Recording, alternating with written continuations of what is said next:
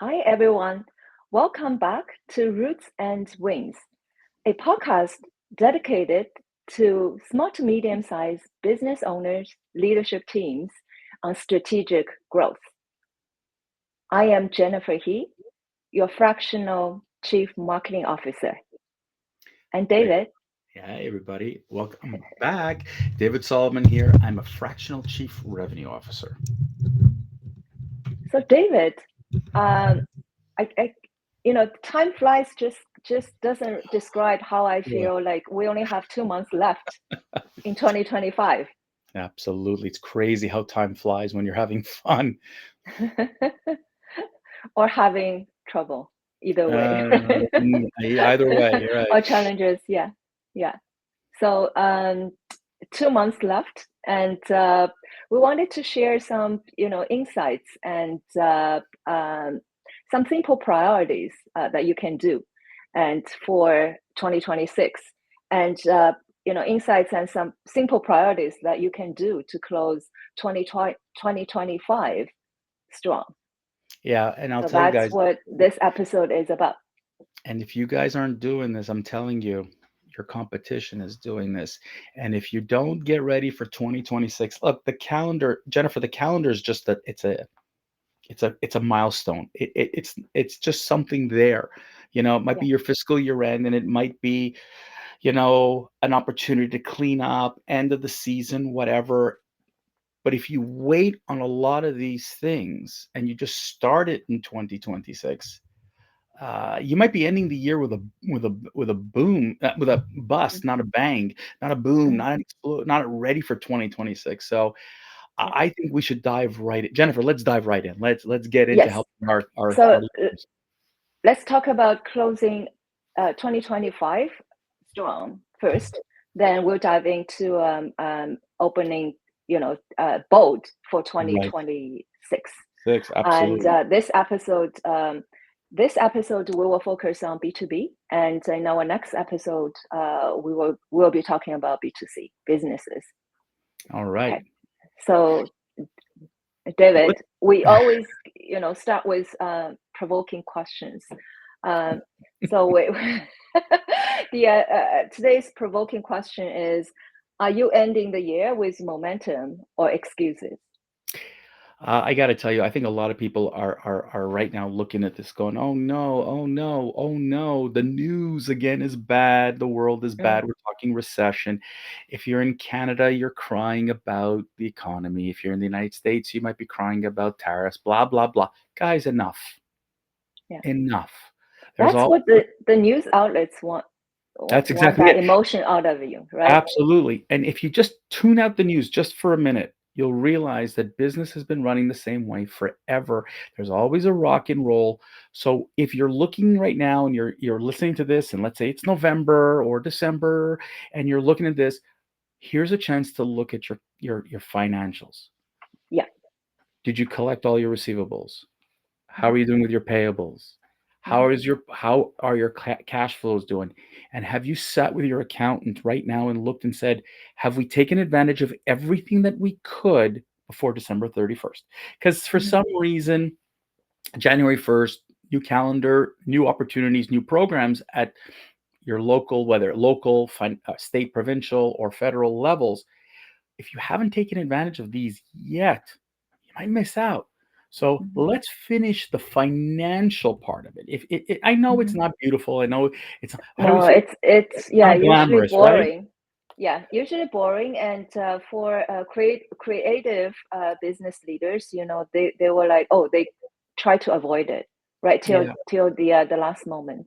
And guys, don't please, because every dollar you take in now is going to be giving you power into 2026. So Yeah, again, go through with your bookkeeper, go through with your accountant, your financial people, whoever it yeah, is, go through the receivables, go through the payables, go through the cash flow, and especially don't leave any financial government programs on the table, please. yeah. So just to summarize, we ask you to focus on receivable, uh, cash flow, and tax. Three things. But Jennifer, Yeah. I'm not a financial expert, neither are you, but I know you're an expert when it comes up to customers and the retention Okay. behind it. So as we Yeah. wrap up 2025, Mhm. what should businesses be looking at in terms of thinking about that customer retention and the customer loyalty? So, uh, think about what you can do more for your existing customers, because that 80/20 rule, right? You make more money from your 20% of your 80% of your money is from 20% of your uh, best customers and favorite customers. So think about what you can do more for them. Well, what is a love note looks like. I used to work for a bank, so at the end of the year, and we used to wanted marketing wanted to launch a love campaign, Mhm. and I won't name the bank, but the bank said, "Oh, from a banking perspective, we don't use the word love, but we're small business owners." You and me always talk about how to beat big corporations, right? So we Absolutely. use love behind it, and those people, they're your favorite customers, and Mhm. they buy your products, they buy your value. So how do you show appreciation? And I would also say, for people who don't have a big database, or a big pool of existing customers, then look at potential ones. And this will lead to my next tip is look at the customer journey. And I know it's a term that's easily said, but when you actually do it, um, my question is always to help you to get to the next step easier. So just look at some touch points like you can do, in a granular level, because like high level, we all know, oh, awareness. This is the nurturing part, and this is the market research part, and the granular level, like which one more step that you can do to nudge it, um, you know, to nudge it in a better experience for your customer. I'll just and also for yourself. I'll just give you a very simple example. For instance, your thank you note, right? Do you have a next step in your thank you note? That's what I'm talking about. The small things matter. I'll give you one more little tip there, Jennifer, and Yeah. it's as we get to Christmas or holiday season, people are like, "Oh, I'm gonna send my client a beautiful gift, something with my logo on it." Oh Mm. God, please don't do that. Leave that to the trade shows, leave that to other opportunities. If you're gonna send a thank you to a client, take a page out of this gentleman, John Rulin. He wrote a great book called Giftology. Like, Mm. think of your clients, think of what they like, think of what their spouses like, their children like, or whatever, and send them something that you thought of them. Something a Mm. little more personal. Because at this time of year, I know it's gift giving and all that, and we're all about that. Oh, I'm going to send them a pen with my logo on it. Like, yeah, right. That's going to make such a difference. Mm. That personal touch, Jennifer, I think you talked about that thank you note. Take it one step further and Yeah. watch your clients go, wow, that was really touching. So I'm just Yeah. one suggestion for you on in terms of that customer retention part. Just a little extra. Yeah. Thank you, David. So we talk about financial hygiene and customer touch points. And what's the third one? Is team alignment. Yeah, Yeah. guys, your year end has ended, right? And Mm. hopefully the beginning of the year and hopefully every quarter you've been talking to your team about the vision for the future, what you expect, what you hope, what the culture is going to be like and whatever. But as an SMB, we we're likely to have forgotten. We had Mm. other priorities. We're now at the year end and what did we do well in 2025? Did we Mm. celebrate our wins? Did we kind of look at our losses and kind of go, let's learn from those? Can we get a line for 2026? I Mm. think I loved your statement, Jennifer. Culture doesn't renew automatically. Come on, guys. You're the leader. You got to reactivate it in your organization. So as we end 2025, bring that leadership team together. Talk about what you did well in 2025. Talk about what you learned in 2025 and set the tone for Mm. 2026. I like That's that. great. Me too. Team alignment, yeah, the communication is key, and behavior as well. So yeah, just spend some time with your colleagues, and your customer will thank you if your team is aligned. So let's get into 2026 because right now Mhm. you're wrapping it up, and so let me ask you, Jennifer, let's get into like the big two-letter buzz for 2020. I know what you're gonna talk about. It's the are you gonna say it? Look, look, we've heard this Mm, AI, artificial yeah. intelligence, Mhm. and there's nothing artificial about it. It's here, and the same way when you think back, the internet, you said, "Oh, I don't need a website. Why do I need a website? Why do I need a Mhm. digital presence?" It's Mhm. now part of your business model. Same thing with a Mhm. cell phone. I don't need a cell phone. I have a landline, and you discovered how that impacted your business. AI Yeah. is about to do the same thing but on a greater scale. And if you Mhm. haven't looked at AI yet and how what it can do for your business, then you're leaving behind. So as you're Mhm. wrapping 2025 and you're having that team alignment conversation and you're asking yourself what you did well and what you didn't do so well in 2025, and AI comes up as, well, we didn't really put anything in for AI, and you say, well, Mhm. we used ChatGPT. No, you didn't do that's not an AI strategy. Really, Mhm. and you're not here to overhaul the whole organization. Mhm. One process. What is the one process right now Yeah. that you can implement with AI? Something Mhm. redundant. If your sales Mhm. team isn't using AI in terms of email composition, you might be leaving something behind. If your Mhm. social media team isn't using AI right now in terms of potential posts, ideas, you're leaving something behind. And I'm going to give you a third idea, Jennifer. And that Mhm. is use AI as your strategic partner, not your Mhm. strategic give. They're not going to give you the strategy, but put Mhm. your strategy into AI and have AI challenge you to Mhm. see is this the right way to go. And I'll Yeah. tell you, it'll make a big difference in your organization. So if you are not using AI in any way, shape, or form, and by the way, there Mhm. are countless tools. If you do Mhm. RFPs, there's a tool for that. If you Yeah. do, a lot of lead generation, there are a lot of tools for that. But to help you to take the business to the next level, Mhm. there are many ways to currently use AI to help yourself to be better at what you're doing. So I would Yeah. strongly, strongly suggest look at that because watch your numbers explode if you use it right. Yeah.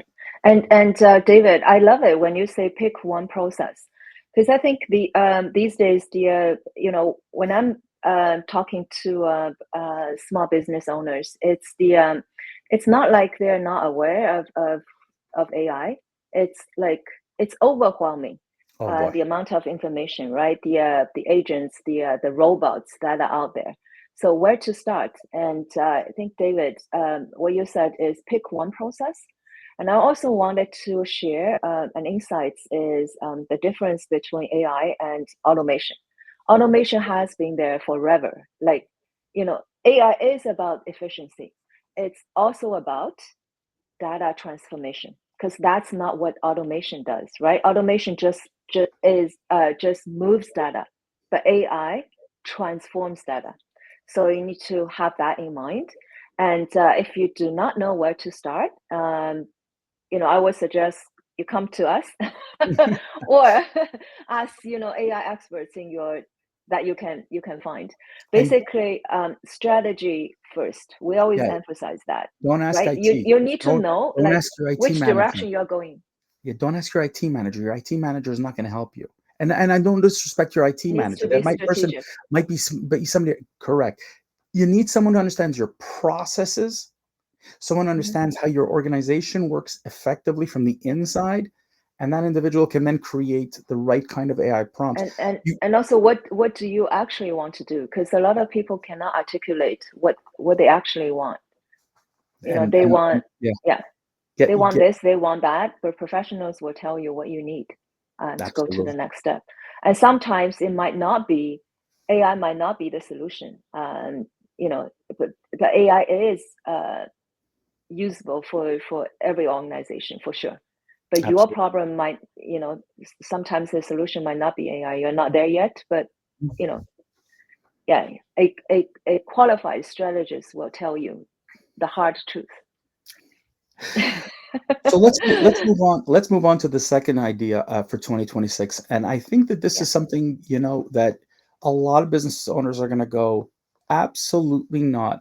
But I would ask you to rethink it again, and that is, who can I forge a partnership with? Now, we're not talking a joint venture, and we're not talking about a formal partnership where your businesses are being brought together. But how do you collaborate with somebody? And I'll Yeah. tell you, I'll give you one example is if you're talking to, when you think of referral partners, right? Mhm. You might be offering, I don't care what kind of product. Who else is talking to the same people in a like-minded, like area, but not Mhm. you, not in Mhm. your, maybe not even in your industry, but somebody you could forge a partnership with where you Yeah. guys can combined work together to reach the to have that leverage to connect with that decision maker. So think Mhm. about it from a referral partnership, Mhm. not so much from a Or referral. promotional, Right, yeah, or exactly. promotional partner. It doesn't have to be transactional. Correct. Um, right, Correct. as what David's saying. And to give you an example, us two, like, is a partnership. We're Right. podcast partners. So it can be it But comes with different the kinds. funny thing is that Jennifer, although she's B2C and I'm B2B and she's marketing and I'm sales, we tend to talk to the same people. And as a result, because we talk to the same people, it's like two is almost like two heads are better than one. So if you're looking today to look at opportunities out there, who's the partner you can actually work with? And again, it's not a 50-50 necessarily. It's not a You're not creating a formal partnership and with Mhm. agreements and whatever, but someone you could collaborate with who could open new doors for you in 2026. Yes. And we're only asking you to, pick one partnership. So, yeah, for us, it's all about one process, one partnership, and what can get you move. That's why, Absolutely. we're here sharing those things because you need to act. So, what's the Look, third one? The all third right. initiative, or yeah. So the one thing we've been hearing in the news since January of 2025, Mm, tariffs, exporting, trade, yeah. wars, conflict. All you've been hearing about is this negativity in terms of what's out there for businesses. But the furthest is from the truth. And Mm, Jennifer, I had a conversation with a bunch of people today, for example, from Africa. No joke. Bunch of different countries in Africa. One from Ghana, one mhm, from Nigeria, one from Cameroon, different countries. And they're like, where are the Americans? Where are the Canadians? Where are the people to do business with us? Where did they go? And it's we're sad. here. They're right. We're here. But what's sad is we are relying on the news to tell us what to do. Mm, And the news is information, not a guide. It's information on how and where, how to do it. And unfortunately, what we end up finding is that companies are saying, well, I hear there's a trade war. I can't export. It's not even that's close not to true. reality. No. You will find there are markets out there who want your product. There are people who out there who want to buy from you and are willing to Mhm, pay you more, mhm, but do you know where they are? There are about 190 different countries around the world that are ready to buy products from you, and you may be missing them because you've been paying too much attention to one TV station or internet service mhm, or the other. Don't mhm, overthink it. Don't overcomplicate it. Do your research. Find your homework. Jennifer, this is what I do for my clients: is I help mhm, them find those first, export markets. I mean, I'm talking to somebody in India and he said to me, David, I'm thinking of going to Africa. And I said, I did some homework. Have you considered Brazil? And he's like, what are you mhm. talking about? I said, yeah, Brazil is one of the top countries that need your product. Didn't know that. I spoke to another lady in Spain. She's looking, for example, for vegan product. If you're in Mm, vegan, folks, get in touch with me. Okay. They're looking for vegan products in Spain. There's not enough.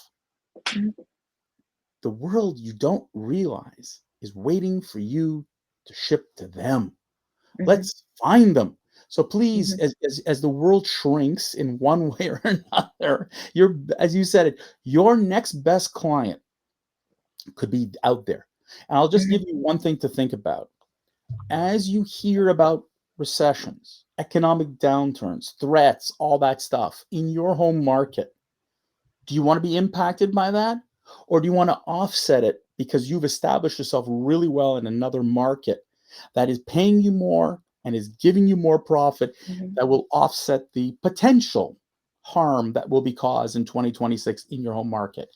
Mhm. That is one of the many possible advantages awaits you if you export in 2026. Mhm. Mhm. David, you, you just reminded me of what Warren Buffett said, right? When everybody is afraid, yeah, you should be bold. Oh And boy. right, so Where there's chaos, there's always an opportunity. And yes. I've heard that many times. And look, I exported in a recession market, and people go, "How did Mhm. you do that?" We Mhm. found them. We found the partners. We found the right players. So Yep. there, just because in the United States or Canada there is doom and gloom according to the Mhm. news, doesn't mean But there's maybe doom and gloom somewhere certain else. industries, not every industry.